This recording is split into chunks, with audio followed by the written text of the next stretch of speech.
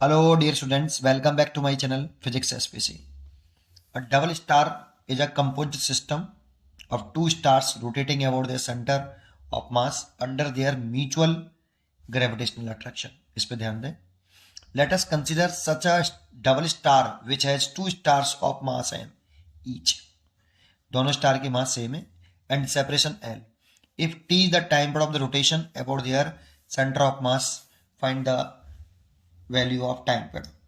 तो इसका पहले मैं फॉर्मूला ड्राइव कराता हूँ आपको, लेकिन वो फॉर्मूला हमें डायरेक्टली याद होना चाहिए. ठीक है, जैसे समझते हैं.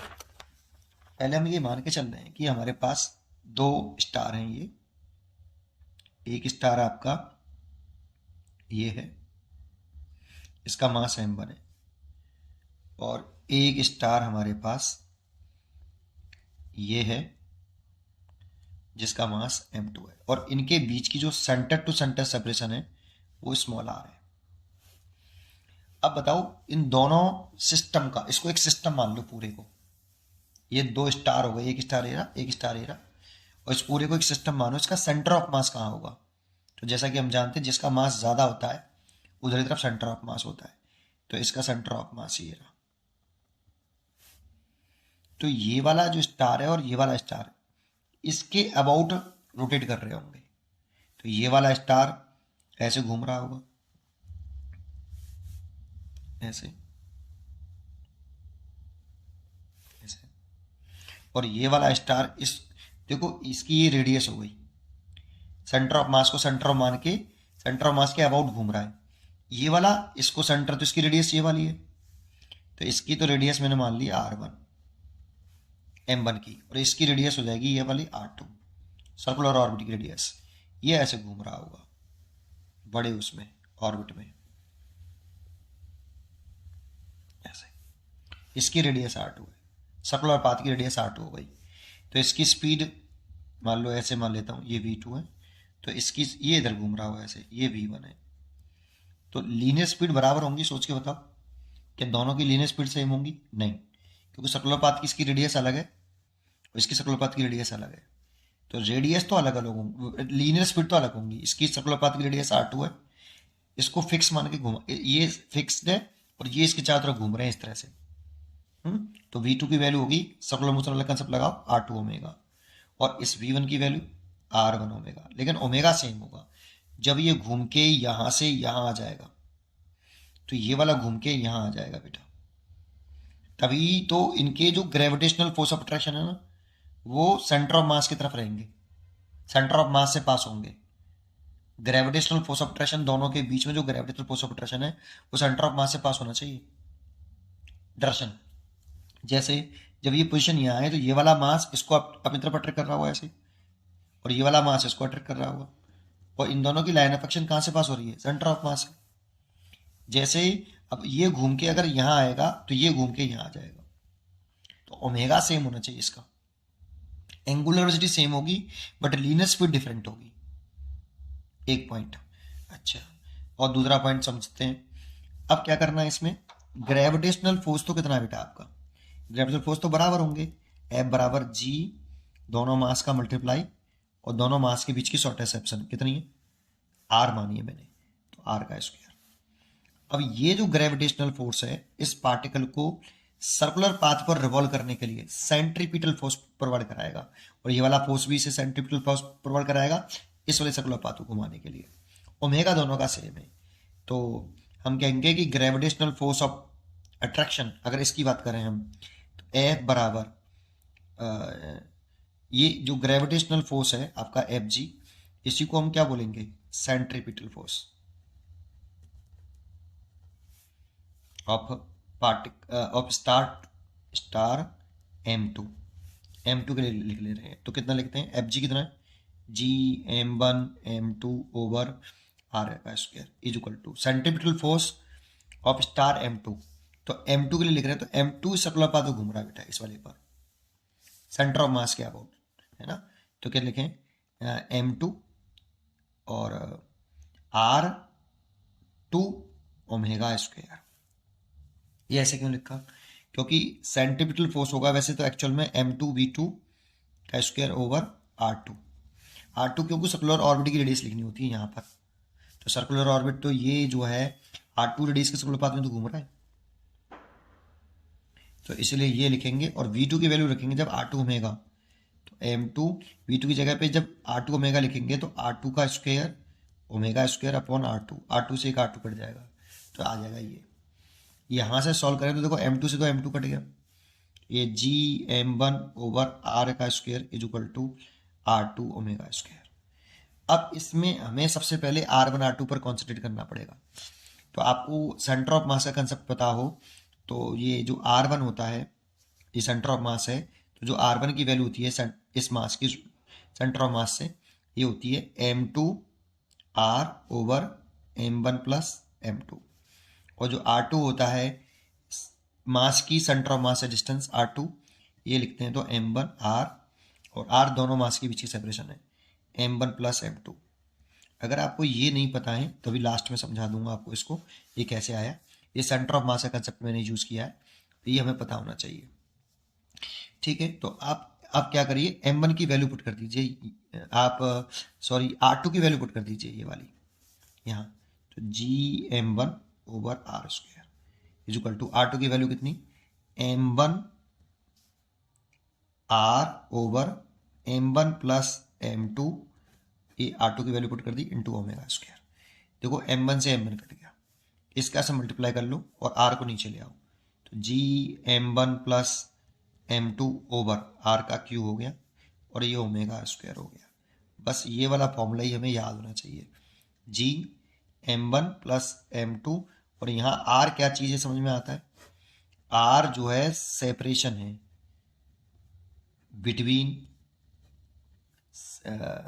टू स्टार्स, दोनों जो स्टार हैं, स्टार्स जो हैं उनके बीच की सेंटर टू सेंटर सेपरेशन है R। ये वाला फॉर्मूला में याद होना चाहिए, दोनों स्टार का मास का ऐड करना है और R क्यू है नीचे बेटा, ऐसे। ओमेगा पता होगा तो हम टाइम पर निकाल पाएंगे, ओमेगा बराबर क्या होता है 2 पाई अपॉन टाइम पर T, और T यहाँ रख दें तो हम टाइम पर भी निकाल सकते हैं, यहाँ पे वैल्यू पुट कर दें तो 2 पाई/T इज इक्वल टू, याद हमें ये करना चाहिए वैसे तो, रूट के अंदर G ये एंगुलर वेलोसिटी है जो सेम होगी दोनों स्टारों की, M1 प्लस M2, इसीलिए सोचो अगर दोनों स्टारों का ओमेगा सेम तो टाइम पीरियड भी दोनों स्टार का सेम ही होगा, तो अपॉन कितना R3, यहाँ से उल्टा कर लो इसे T अपॉन 2 पाई, तो इसके रूट के अंदर R का Q over G M1 plus M2, तो T इक्वल टू आ जाएगा 2 पाई रूट के अंदर R3 G M1 plus M2। ये टाइम पीरियड हो गया। अगर लीनियर स्पीड पूछता ना तो V1 इक्वल टू कितना R1 ओमेगा, अगर लीनियर स्पीड इसकी स्टार की पूछ रहा है या इसकी स्पीड की पूछ रहा है तो R1 ओमेगा, ओमेगा इतना और R1 जो भी हो डिस्टेंस सेंटर ऑफ मास से ये निकालनी हो, नहीं तो रखी हो तो यहाँ से निकाल सकते हो R1 R2 आप। उम्मीद करता हूँ कि आपको ये जरूर समझ में आया होगा। अब इस क्वेश्चन पर आ जाते हैं, जरा समझते हैं क्या कह रहा है। कह रहा है कि एक डबल स्टार कंपोजिट सिस्टम है, 2 star rotating about their centre of mass under with their mutual gravitational attraction. Let us consider such a double star which has 2 stars of mass m each eight separation l। देखो 2 star है हमारे पास, एक star ये रहा, इसका मास m है, और centre to centre ये भी दूसरा स्टार है, और इनके बीच की जो सेपरेशन है यहाँ पे r की वैल्यू l दे रखी है हमें ऐसे। अब देखो दोनों के मास बराबर है, सोचो अगर इन दोनों के मास में यहाँ बराबर रखूँ m तो R1 R/2 आएगा और R2 भी R/2 आएगा, तो इसीलिए जो सेंटर ऑफ मास होगा इसका वो जस्ट मिड पॉइंट पर होगा, R1 इक्वल टू R/2 और R2 भी R/2 ऐसे। और ये दोनों एक दूसरे पर जो ग्रेविटेशनल फोर्स लगा रहे होंगे ऐसे, तो इनका जो सेंटर ऑफ मास के अबाउट घूमे तो ये ऐसे सर्कल में घूम रहे होंगे बेटा, ऐसे एक ही सर्कल में घूम रहे होंगे ड्यू टू म्यूचुअल अट्रैक्शन, इस फोर्स ऑफ अट्रैक्शन की वजह से। और सर्कुलर पाथ की रेडियस जो होगी इसमें वो R बराबर कितनी होगी R/2 होगी, दैट मीन्स L/2 होगी। तो इस वाली सिचुएशन में अगर हम ओमेगा निकालें सेम टू सेम कंसेप्ट से, स्पीड इसकी V1 और इसकी V2 ये भी बराबर होंगी क्योंकि R1 R2 बराबर हैं, ओमेगा सेम है, तो V1 V2 इस जगह पे बराबर होंगे। लेकिन हर जगह बराबर हो ऐसा कोई ज़रूरी नहीं है, ये डिपेंड करता है कि M1 M2 बराबर नहीं होते तो फिर हम ऐसे सोचते हैं, जो हमने पीछे किया है। तो इसका सीधा ओमेगा निकाल लो, ओमेगा याद होना चाहिए फॉर्मूला में। अब आपको हमें ऐसा करना है, रूट के अंदर जी M1 plus M2 over L का क्यूब। R का क्यूब होता था लेकिन यहाँ पे L है, ये फॉर्मूला डायरेक्टली याद होना चाहिए हमें। वैल्यू पुट कर दो बस केवल, जी दोनों मास बराबर हैं इसलिए ये 2m हो जाएगा और नीचे LQ हो जाएगा, और ओमेगा बराबर लिख देंगे 2 पाई अपॉन टाइम पर, तो 2g small m over LQ। तो उल्टा कर लेंगे दोनों को, t अपॉन 2 पाई बराबर रूट के अंदर LQ अपॉन 2gm, 2 पाई को उधर ले आएंगे तो t बराबर 2 pi under root LQ upon 2gm। देखो टाइम पर आ गया। अगर ये फॉर्मूला में डायरेक्टली याद है तो कितना आसान हो गया, दिख रहा है।